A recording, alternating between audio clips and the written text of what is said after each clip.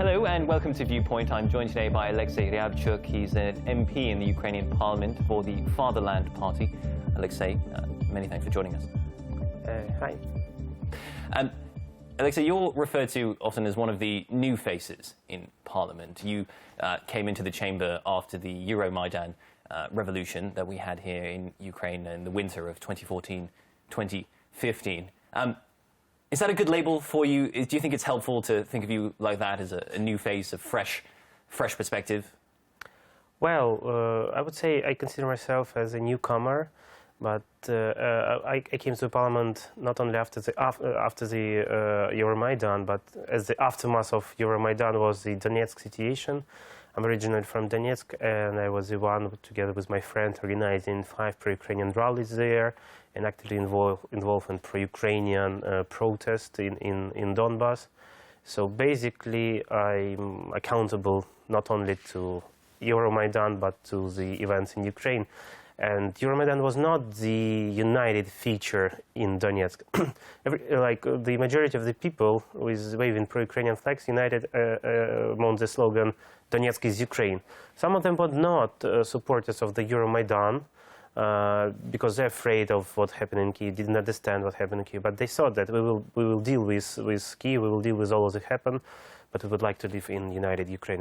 We consider ourselves as Ukrainians, so Donetsk is Ukraine. And so did you feel that you had a job to do there to help people to understand what the Euromaidan was about? Or were you more with this other camp that you just want Donetsk to be a part of united Ukraine? Well, basically, that time I just returned from my British master. I returned to Ukraine, went to my university when I'm associate professor.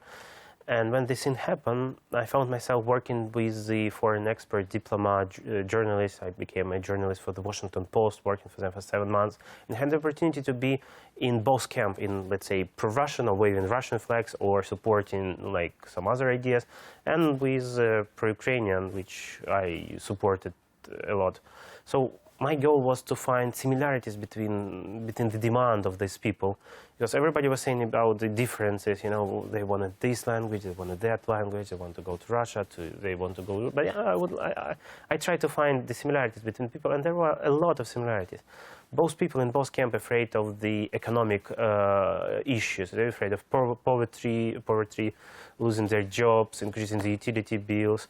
Both of the camps afraid of the war, but for one people, war meant like NATO forces, for another Russian forces. We understand which forces brought war to Ukraine. Interesting that both of the camps were united with the Euromaidan values. Maybe another side didn't understand that this is a Euromaidan values, but when you ask, babushkas or miners, like, what do you stand here? We stand against corruption, we want good governance, we want police didn't take bribes, we want fair justice. So it was the values of Euromaidan, but so these are the pro-Russian camps? Yeah. They were actually expressing things which... Yeah, let's say pro-Russian, because it may be the best way for people to understand. People to understand, yes. But it's not only about pro-Russian, they want a big diversity of the people who went to that camp, like pro-Russian, anti-Europe, maybe anti-fascist, who thought that there will be something like people wanted more power to the region. Yes. In both camp, by the way, both camp want like more power to region, more tax stays here. But one camp call it like federalization, another decentralization. And yes. The interesting thing that I try to speak with the people, they understand the differences between this and this conception. Like nobody understands at all. But when you speak with the people who demand federalization, the term that was thrown by the Russian, by Kremlin propaganda, they understand that it's a reform, it's a huge reform that needs to be done to separate this level of power. Need to be done by low specialist economies. People understand that it's not like we want federalization and we want it tomorrow. People understand that it's like long and huge process. Yes, yes. So for me, it was interesting to find similarities between people, and I still think there are a lot of similarities, yes. And there are more rather than differences. Is it then, for example, I've just said, okay, pro-Russian.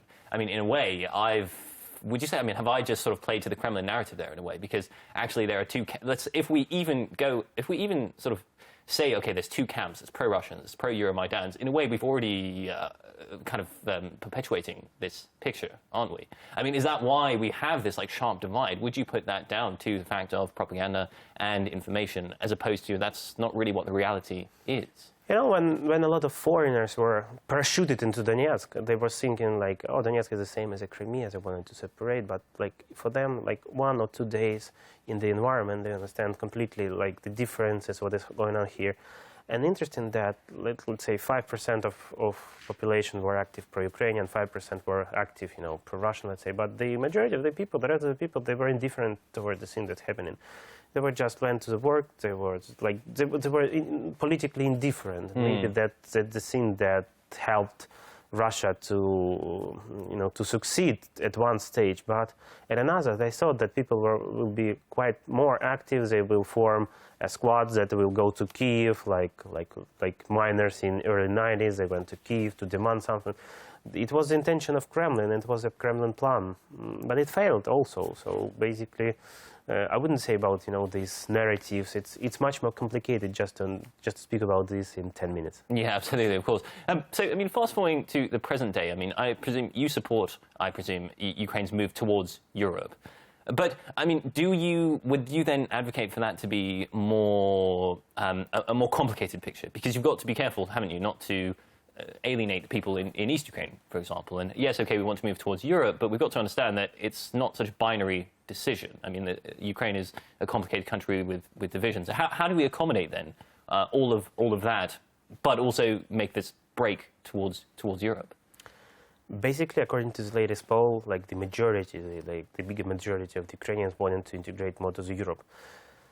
But when you speak with the people, what do you mean by integrating Europe? Like, you will receive a really different answer. And like what I'm trying to understand, and like in my understanding, speaking with the people wanted better justice, people wanted better economic life, people wanted rules.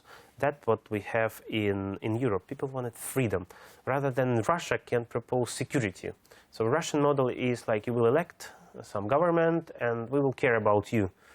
You will not be able to affect our decision because you trust us and we will provide you security, but not about freedom.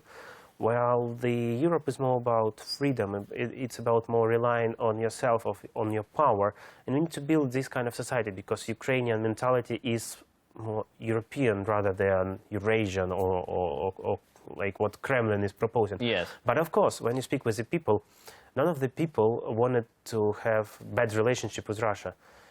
Yes, more people in the east of the country wanted maybe, let's say, in another vector of integration, which is basically fine. I didn't support any people who support separatism, and there are not a lot of the people who wanted to separate from Ukraine, but the majority of Ukrainians, rather in the east and west, wanted to have fruitful economic, first of all, cooperation with Russia. And I think that this is what the whole Europe wants.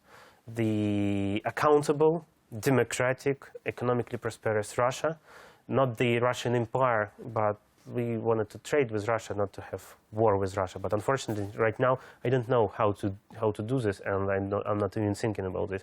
My task is to build strong Ukrainian economy that will be up to the best European standards, and it's about rules. It's about having us more prosperous and then apply to maybe in the end, the membership to the European Union. So that is my goal, and I don't think about Russia at all after the events that they did with my home. No, but of course, I mean, with the conflict in Ukraine still simmering, obviously, I mean that undermines these efforts quite strongly. Yeah, but like we in the parliament, both newcomers and more experienced MP understands that from our decision, from our reform, the fate of not only Ukraine, the fate of the whole region, Georgia, Moldova, Belarus, Baltic states, Eastern Europe, and of course, we will be the one, if we will succeed, we will be the one who will democratize Russia. So from our success, a lot of the things is, we are responsible for a lot of the things. So we have a long-term plan, what to do, not only with our country, but with the whole region. Well, it sounds like it is a very long-term plan. It's a grand vision, and I think maybe a lot is resting on what happens here in Ukraine in the coming years. Oleksiy Ryabchyn, many thanks for joining us. I'm afraid that's where we'll have to leave it because we are out of time. Many thanks for joining us today. Yes, thank you very much. It was a pleasure. See you next time. You've been watching Viewpoint. I've been joined by Oleksiy Ryabchyn. He is an MP in the Ukrainian parliament for the Fatherland Party. That's where we'll have to leave it today. Join us again next time.